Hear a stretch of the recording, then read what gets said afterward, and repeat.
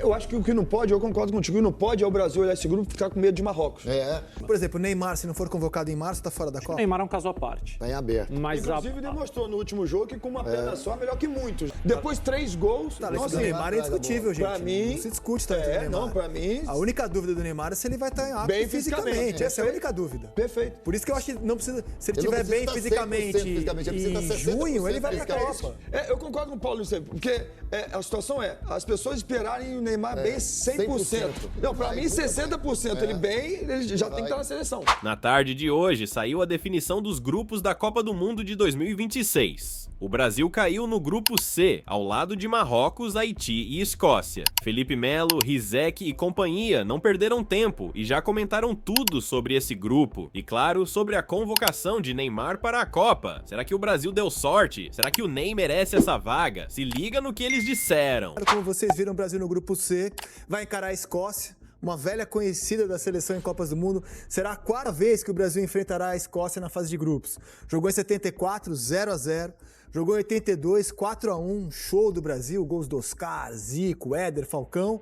Jogou na estreia da Copa de 98 também. Em Marrocos, pela 2ª vez, vamos encarar o Marrocos também numa fase de grupos. Foi adversária do Brasil em 98, 3-0 o Brasil. Mas a última lembrança não é boa. Amistoso, o primeiro jogo do Brasil, pós-Copa do Catar. Deu ruim pra gente. Foi vitória de Marrocos. Seleção de hoje começa a repercutir os grupos sorteados há pouco. Você gostou do grupo do Brasil, Losetti? Bem-vindo à seleção. Valeu, Rizek, Felipe, bem-vindo. Já estivemos juntos. Eu acho que o grupo do Brasil poderia ter sido mais fácil, mas também poderia ter sido mais difícil. Acho que a seleção pega uma estreia muito complicada contra Marrocos. Marrocos é um dos melhores times do pote 2, foi semifinalista na última Copa do Mundo, mantém a maioria desses jogadores, mantém o treinador que assumiu o comando de Marrocos só 3 meses antes da Copa de 22 e conseguiu uma campanha histórica, a maior campanha da história, a melhor campanha da história de uma seleção africana. E agora tem 4 anos de mais entrosamento, 4 anos fortalecido, principalmente com o Hakimi, que continua sendo a grande referência. É uma estreia muito difícil para o Brasil. Haiti, a gente vai falar mais sobre o programa, mas a classificação de Haiti já é o grande feito, voltando à Copa depois de muito tempo, desde 74 não participava, um país que está em guerra civil, que não jogou nenhuma partida da eliminatória no seu país. O treinador está no Haiti, francês, Sébastien Mier, nunca foi ao Haiti, recebia informações por telefone dos jogadores locais, porque não pode pisar. Um relatório da ONU aponta que 80% da capital estava tomada por gangues armadas no ano passado. Então, só a classificação de Haiti, que mandou seus jogos em Curaçao, é um feito extraordinário. E a Escócia voltando depois de 98, quando fez também jogo contra o Brasil, jogo de abertura da Copa de 98. Um bom time, Rizek, mas dentre os europeus, dos mais frágeis. Mas vai dificultar, não vai ser um jogo fácil para o Brasil, que tem, evidentemente, muito mais trunfos para desarmar a Escócia do que o contrário. Muito bem, cara. Agora Marrocos vem numa sequência boa, né, cara? Em torneios de base, campeão do mundo sub-20, seleção semifinalista da Copa do Mundo. Eu abri o olho para esse jogo aí. Não é um jogo assim que me parece assim daqueles mais tranquilos. Não, mas está longe, longe. Né? De tranquilidade é a palavra que não se pode atribuir a esse jogo contra o Marrocos. Exatamente. É muito difícil. Era dos adversários mais difíceis que o Brasil podia pegar do pote 2. Até porque, como o Felipe Melo bem se lembra, quando saiu o sorteio da Copa de 2010, Coreia do Norte, vambora, vai ser tranquilo. E foi um jogo duro pra caramba, estreia é sempre complicado. Bem-vindo, Felipe. Boa tarde, amigos, a todos que nos acompanham. 1-0, gol do Maicon, se não me engano. Isso. Foi um gol até épico, né? Que o goleiro saiu pra ele cruzar, ele deu um chute meio de 3 dedos, acabou fazendo 1-0. Um golaço, né? Quem começou aquela jogada, inclusive, foi o... Quem vos fala? Não só coisas ruins aconteceram, coisas boas também. Coisas boas também. Exatamente, temos que falar, né? Mas eu conheço muito bem o treinador de Marrocos, Regragui. Joguei com ele 2 anos no Racing de Santander, na Espanha. E era o meu companheiro de quarto. É meu parceiro, a gente se fala não com tanta frequência, mas uma vez, 2 vezes por mês a gente acaba conversando, trocando ideia. E é uma seleção que ela gosta muito de defender no bloco médio, baixo e sair em transição rápida. Então, é uma seleção forte para isso, né? O Brasil tem que tomar bastante cuidado, já visto como foi o amistoso, né, contra eles. Claro que Copa do Mundo tudo é diferente. Eu acho que é um grupo muito acessível para o primeiro lugar para o Brasil, mas o Brasil tem que estar bem ligado. É aquilo realmente que eu esperava. Estamos brigando com o Marrocos pelo primeiro lugar nesse grupo, na teoria, né? Para mim, brigando com o Marrocos no primeiro lugar, sem dúvida alguma. A Haiti tem tudo para fazer história. mas para fazer história do lado negativo, digo, porque se não abrir o olho, vai tomar sapeca de todas as seleções e pode ser que saia tomando bastante gols. Mas acho que o Brasil, bem acessível para o Brasil estar em primeiro lugar. Vai brigar com o Marrocos, a Escócia é uma seleção também, não é uma seleção boba, o Brasil vai ter que entrar bem ligado. É aquilo que nós falamos no Seleção, né? Aquilo que eu falei. Eu esperava pelo menos uma seleção forte para o Brasil ser testado. E nós temos essa seleção aqui, a Marrocos. Eu não lembro se eu falei Marrocos ou não, mas temos uma seleção forte. E é bom para o Brasil, de fato, o Brasil classificar.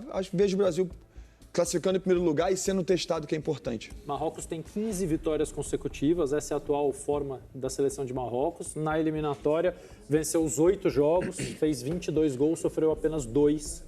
Enfim, a gente vai falar mais sobre o time ao longo do programa, mas é um time muito bom.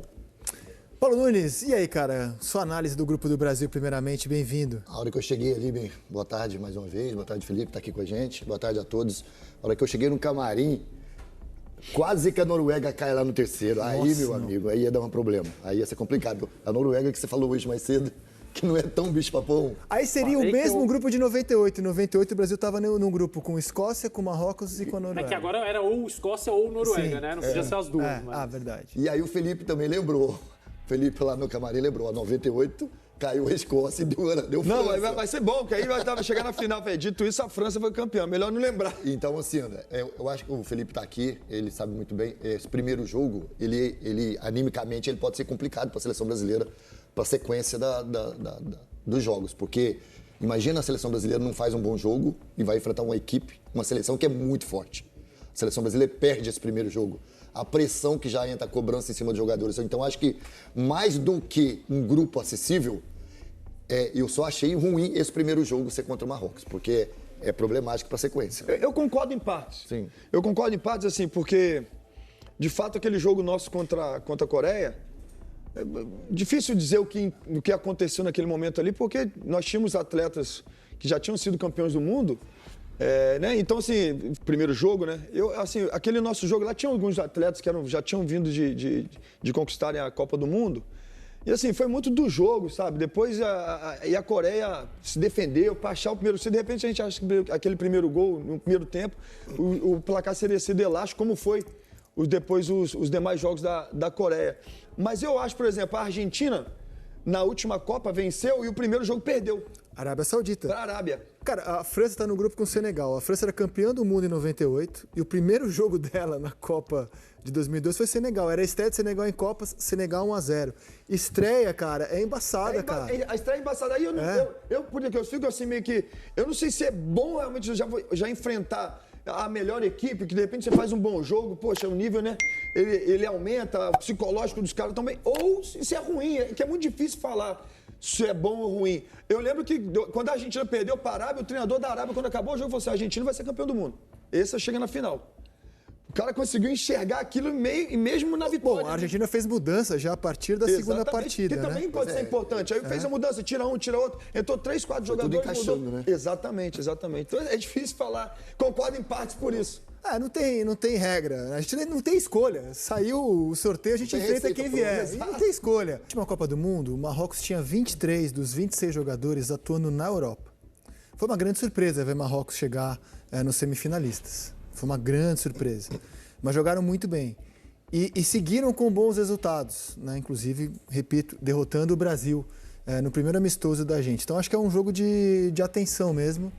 Um jogo de atenção. Marrocos tem excelentes jogadores, mas ele fez uma aquisição recente muito importante, porque agora também existem aquisições no futebol de seleções em relação a duplas nacionalidades, né? Europeus que têm pais africanos, é o caso do Hakimi, nascido na Espanha, e o outro espanhol que agora joga por Marrocos é o Brahim Dias. Bono, nascido no Canadá. Tantos, né? Goleiraço. Bono é ótimo goleiro, o Hakimi é bom lateral, o Masraoui é bom lateral. Brahim Dias. Então, eu ia falar exatamente do Brahim Dias. Faltava um jogador do meio para frente de Marrocos que tivesse aquele brilho do improviso, da bola que cai no pé e ele faz alguma coisa diferente. Eram bons jogadores, especialmente os pontas, rápidos, mas por dentro faltava esse jogador. O Ounahi talvez tenha sido na Copa de 22 o mais criativo, mas um meia um pouco mais recuado.